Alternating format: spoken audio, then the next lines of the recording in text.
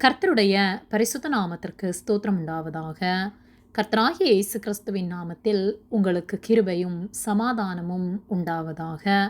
இந்த நாளுக்குரிய தியானத்திற்கான தேவ வார்த்தை ஏசாயா அதிகாரம் 1 வசனம் 9.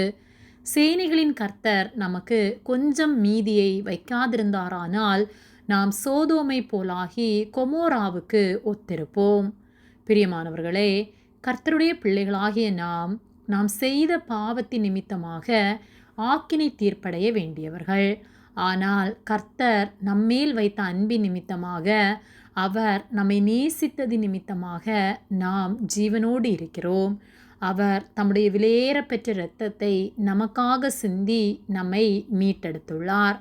ஏசாயா 1:9 சேனைகளின் கர்த்தர் நமக்கு கொஞ்சம் மீதியை வைக்காதிருந்தாரானால் நாம் சோதோமை போலாகி கொமோராவுக்கு ஒத்திருப்போம் என்று சொல்லப்பட்டுள்ளது.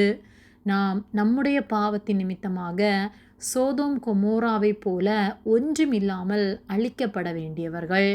ஆனால் அவர் நம்மேல் வைத்த கிருபை நிமித்தமாக, அவர் நம்மை நேசித்ததினால் கர்த்தரே மனிதனாக பூமியில் வந்து தம்முடைய விலையேறப்பெற்ற இரத்தத்தை நமக்காக சிந்தி நம்மை மீட்டெடுத்துள்ளார்.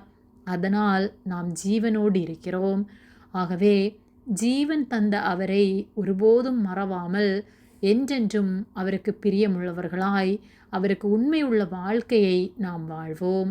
அவர் மன்னிக்கிற தேவன் என்பதற்காக துணிகரமான பாவங்களை நாம் செய்யாதபடிக்கு, நிர்விசாரமாய் வாழாதபடிக்கு அவருடைய இரக்கத்தை அசட்டை பண்ணாமல் ஒவ்வொரு நாளும் நம்மை பரிசுத்தமாய் காத்துக்கொள்வோம்.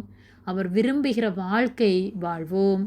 அவருக்கு உண்மையுள்ள வாழ்க்கை நாம் வாழும்போது நிச்சயமாக நாம் பரலோக ராஜ்யத்தை சுதந்தரித்து கொள்ள முடியும்.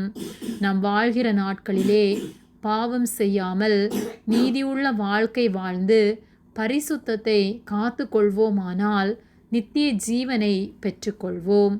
ஆகவே ஒவ்வொரு நாளும் அவருக்கு உண்மையுள்ளவர்களாய் வாழ்வோம். கர்த்தர் நம் ஒவ்வொருவரையும் பாதுகாத்து நாம் அவரோடு நித்தியமாய் வாழ நமக்கு உதவி செய்வார். ஆமேன். ஜெபம்.